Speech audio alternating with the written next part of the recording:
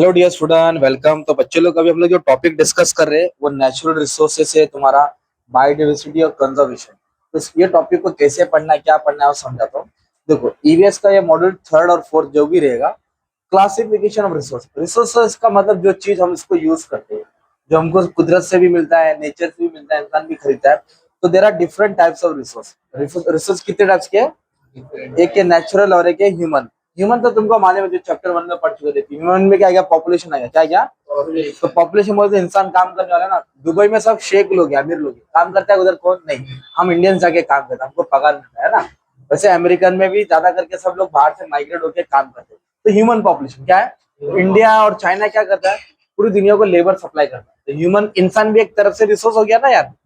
अभी नेक्स्ट है natural resource. क्या है? Natural resource are those resource which are available to us, which are available to us by nature, है ना, freely है। लैंड क्या है? लैंड फ्री नहीं है भाई, उसका पैसा लगता है, भाड़ा है। पर किधर आप जंगल में घूमने जाओ, कोई भाड़ा लेगा? तो लैंड के बारे में लिखने का। पानी जो हमें मिलता है ना, पीने का पानी मिलता है, ओशन का वाटर मिलता है। हवा जो सांस लेते हैं, प्लांट्स हो गया, एनिमल। जो फर्स्ट चैप्टर में डाले ना, वही टॉपिक दो दो लाइन में डाल देने। ये हो गया नेचुरल रिसोर्स। क्या हो गया? फिर कुछ रिसोर्स होता है रिन्यूएबल रिसोर्स। क्या होता है? Which can be use again and again, which can be use, इसको अगेन एंड अगेन यूज कर सकते हैं। जैसे विंड एनर्जी हो गया। क्या हो गया? जो एनर्जी हवा से बनती है। सोलर एनर्जी हो गया, जो सनलाइट से एनर्जी बनती है। और जो पानी से एनर्जी बनती है, जो डैम डैम के थ्रू टाइडल एनर्जी, क्या बोलते हैं? तो ये which can be use again again, ये खत्म होने वाला। और नॉन रिन्यूएबल एनर्जी वो जो वन टाइम यूज होता है। कितना टाइम होता है? एक ही बार यूज होगा। कितने बार होगा? जैसे कि कोई भी चीज तुमने प्रोडक्शन बनाया, वो चीज इस्तेमाल करने का खत्म हो जाती है ना। जैसे पेपर हो गया, राइट? क्या हो गया? पेट्रोल हो गया। क्या हो गया? डाला गाड़ी में पेट्रोल, 1 लीटर खत्म, खेल खत्म, है ना।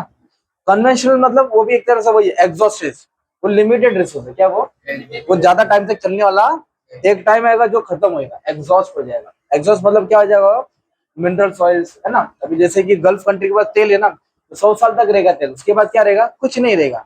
तो दुनिया में तेल खत्म, तेल की गाड़ी खत्म, तेल का टेंशन खत्म, फिर वॉर फॉर ऑयल। तो ऑयल के लिए लड़ाई होगा, फिर पानी के लिए लड़ाई होगा, है ना। नॉन कन्वेंशनल मतलब जो कभी खत्म होएगा नहीं, never ending resource, never exhausted. Exhaust खत्म होना, नॉन एग्जॉस्टेड जो खत्म होता नहीं है। ये आप लोग ने बचपन में ईवीएस में पढ़ा है, वही उठा के डालने का। आपका जो ईवीएस की बुक है ना, वो हार्ड है। तो कोई बच्चे लोग की बुक उठाना 6 7 की, उनको सब टॉपिक मिलेगा। ये क्लासिफिकेशन हो गया। क्या हो गया? अभी नॉन कन्वेंशनल है ना, उसको डिटेल में पढ़ा रहा था। नॉन कन्वेंशनल में क्या आता है? सोलर एनर्जी आता है। क्या आता है? जो एनर्जी हम कहाँ से पैदा करते हैं? सनलाइट से। किससे? तो सनलाइट मतलब डायरेक्ट नहीं आएगा एनर्जी, सोलर सेल इंस्टॉल करना पड़ेगा। क्या इंस्टॉल करना पड़ेगा? तो सोलर सेल रहेगा, लाख रुपए का आता है, 20 हजार का भी आता है। वो एनर्जी को ऑब्जर्व करता है, तुमको हीट पैदा करेगा, राइट। विंड एनर्जी, बड़ा बड़ा पंखा लगाना है, घर वाला पंखा नहीं लगाना। विंड मिल क्या लगाना है? समुद्र के किनारे, माउंटेन है, सिरे पे तुमको विंड मिल को इंस्टॉल करना है। जितनी हवा तेज चलेगी, इतना ब्लेड रोटेट होगा, टरबाइन में एनर्जी फ्लो होते रहेगा, एनर्जी आता रहेगा ना। हाइड्रो बोला था पानी से, अभी मैंने बोला ना टाइडल एनर्जी, डैम में पानी। जियो थर्मल जमीन की गर्मी से निकालते। तो ये होगा नॉन कन्वेंशनल। क्या हो गया ये? अभी कुछ टॉपिक बहुत इंपॉर्टेंट है। Forest resource conservation. क्या वर्ड है? कंजर्वेशन मतलब बचाना, टेक केयर करना, ख्याल करना। तो हमको फॉरेस्ट को बचाना है। फॉरेस्ट को डिस्ट्रॉय मतलब फॉरेस्ट को नुकसान पहुंचाना, झाड़ काटती है, डिफॉरेस्टेशन है। तो how can we save forest? तो फॉरेस्ट को कैसे बचा सकते हैं? बाय अफॉरेस्टेशन, झाड़ लगा के। क्या लगा के? पेड़ लगाना। अफॉरेस्टेशन मतलब होता है पेड़ लगाना। डिफॉरेस्टेशन काटना होता है, डिफॉरेस्टेशन। और अफॉरेस्टेशन पेड़ को लगाना होता है। इंप्रूव कटिंग ऑफ ट्रीज मतलब ट्री को काट रहे हो, पर इस तरह काट रहे हो कि वो डिस्ट्रॉय नहीं होना चाहिए, जड़ से मत उखाड़ो। प्रॉपर मतलब देखो, मान लो गार्डन में ट्रीज को काटते हैं, लीव्स को हटा दे, तो कैसे प्रॉपर सिस्टमेटिक काटते हैं ताकि झाड़ वापस से पानी से ग्रो होएगा ना। तो वैसा होना चाहिए। विजिलेंस, नजर रखो। क्या रखो? किस पे नजर रखो? फॉरेस्ट पे नजर रखो। कौन गलत काम कर रहा है, कौन स्मगलिंग कर रहा है, कौन चीज का डिस्ट्रॉय कर रहा है ना। जंगल का हाथी को मार के उसका सूंड हड्डी बेचना चाहता है ना, या झाड़ काटना, पुष्पराज कोई बन रहा है उसको पकड़ो। फॉरेस्ट को प्रोटेक्शन, लॉस बनाओ, लॉस तो बनाए, उसका इम्प्लीमेंट करो। वेस्टेज कम करो। क्या करो? जितना वेस्टेज कम करेंगे उतनी झाड़ कम कटेंगे ना यार। तो वेस्टेज कम करो, अच्छे लॉस बनाओ, अच्छे पॉलिसीज बनाओ, और उसको इम्प्लीमेंट करो। एनवायरमेंट को एसेस करो, चेक करो। आपका कॉलेज में असेसमेंट होता है ना, उसको एग्जाम बोलते हैं। चेक करते बच्चा कितना अच्छा पढ़ता नहीं पढ़ता है। तो एनवायरमेंट को असेसमेंट करना है। क्या करना है? चेक करना है, पढ़ना है, देखना है एनवायरमेंट में क्या कम हो गया, क्या ज्यादा हो गया। Creating awareness among the people, लोगों के अंदर अवेयरनेस क्रिएट करो, जागरूकता फैलाओ, लोगों को बताओ, समझाओ, दिखाओ। तो इस तरह क्या होगा? हमारा फॉरेस्ट बचेगा। अगर कोई भी एग्जाम में कंजर्वेशन आया ना, क्या है, तो लास्ट का 4 पॉइंट कॉमन है, उठा सकते हैं। ये फॉरेस्ट एंड वाटर है तो भी लिख सकते हैं, पानी को बचाना, लास्ट का 4 पॉइंट। एनर्जी कंजर्वेशन है तो भी लिख सकते हैं ना। एक टॉपिक दिला सस्टेनेबल डेवलपमेंट रिसोर्स, ये टॉपिक तुमको अभी है ही नहीं, बट एनर्जी कंजर्वेशन, एनर्जी को बचाना, एनर्जी को या फिर रिसोर्स को इस तरह इस्तेमाल करो, थोड़ा फ्यूचर के लिए बचा के रखो, उसको बोलते हैं sustainable development.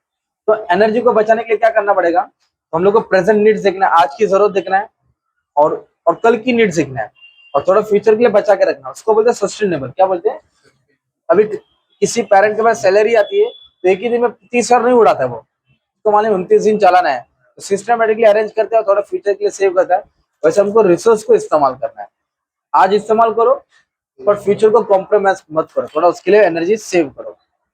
Conservation environment, environment को बचाओ, टेक केयर करो, एनवायरमेंट को डैमेज होने से, डिस्ट्रॉय होने से, डिग्रेड होने से, पॉल्यूशन होने से उसको बचाना है। रिसोर्स यूटिलाइजेशन गाइडलाइन, जो भी रिसोर्स है मतलब वाटर एयर, उसका अच्छे से यूटिलाइजेशन होना चाहिए, सही इस्तेमाल होना चाहिए, उसका वेस्टेज कम होना चाहिए।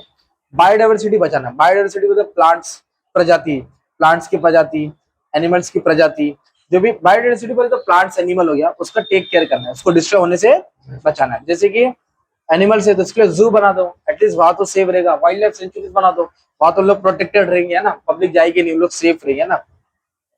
इकोसिस्टम को सपोर्ट करना है, जो इकोसिस्टम का स्ट्रक्चर है इसको छेड़ना नहीं है ना, कौन किसको खाता है। अब अगर हम लोग क्या करेंगे, सब स्नेक को मार देंगे ना, सब स्नेक को, तो सबके घर पे फ्रॉग आएगा, क्योंकि फ्रॉग, ईगल थोड़ी फ्रॉग को खाता है ना यार, एक तरफ से तो कंट्रोल करना है ना, इसको डिस्ट्रॉय नहीं करना है। अच्छा लॉ बनाना है, रेड्यूस रीयूज रिसाइकल ये मंत्र फॉलो करना, इको फ्रेंडली टेक्नोलॉजी का इस्तेमाल करना है, ई व्हीकल का इस्तेमाल करना है, इस तरह हम लोग एनर्जी बचा सकते हैं। घर पे अगर 4 पंखा चालू है और 3 ही लोग हैं तो एक ही पंखे पे 3 लोग समेट सकते हैं, 3 पंखा बंद कर दो अलग अलग जगह पे ना, टीवी चल रही है पर कोई देख नहीं रहा है तो उसको भी बंद कर देना है। इस तरह अपन अलग लेवल पे एनर्जी बचा सकते हैं। अगर हम लोग को यहाँ से अलग अलग लोग कार लेके जाएंगे थाने, पर बस भी हम लोग जा सकते हैं, ट्रेन भी यूज कर सकते हैं, पब्लिक ट्रांसपोर्ट बहुत सारी एनर्जी बचा सकता है। In this way we can conserve the energy. तो एनर्जी बचाना हुआ, फॉरेस्ट बचाना हुआ, वैसे वाटर कंजर्वेशन आता है, ये टाइप्स ऑफ रिसोर्स है, क्या ये आंसर एग्जाम में आता है ना। ये तुम्हारा कौन सा बीच का मॉड्यूल अलग अलग टॉपिक है, आपको रिवाइज करना है, ध्यान देना।